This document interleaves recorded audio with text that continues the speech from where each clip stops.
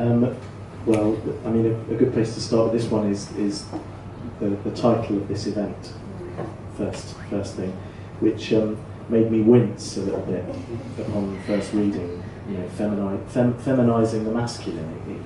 Something in me didn't really like that very much, and I think for me, my experience of my own masculinity and my femininity in me, effectively, I think it's about cultivating mature aspects of both of them. So cultivating the mature masculine, cultivating the mature feminine.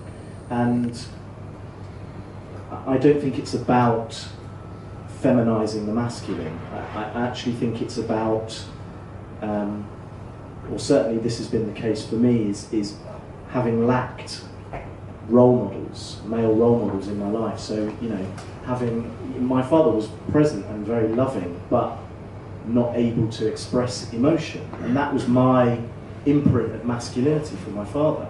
So, you know, it's taken a lot of work for me to cultivate these ideas of mature masculinity, which for me are things like, you know, being a man of my word, having integrity, being authentic, cultivating a love of the truth, being able to articulate what I mean when I speak, having feelings and then being able to express them in a way that doesn't create havoc in the world. You know, so a lot of it has been.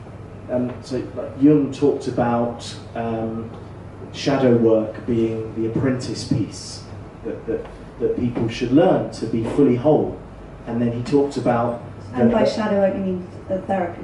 Well, so the shadow is the parts of ourselves that we are unconscious to, and the longer we remain unconscious of these parts of ourselves, the longer they dominate us unconsciously and come out when we least want them to.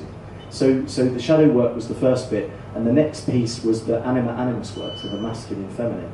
So, and I think the important thing about cultivating the mature masculine for me is that in my own relationship with my wife, who's sitting over there, the results have been for our relationship is that in cultivating my own masculinity, my wife, something in her body can relax. She feels a much deeper sense of trust for me. She feels it in her bones, and because something then relaxes in her, my mature masculinity allows her divine femininity to shine, and you know, and we're quite big proponents of this in our relationship about polarity and keeping the charge alive.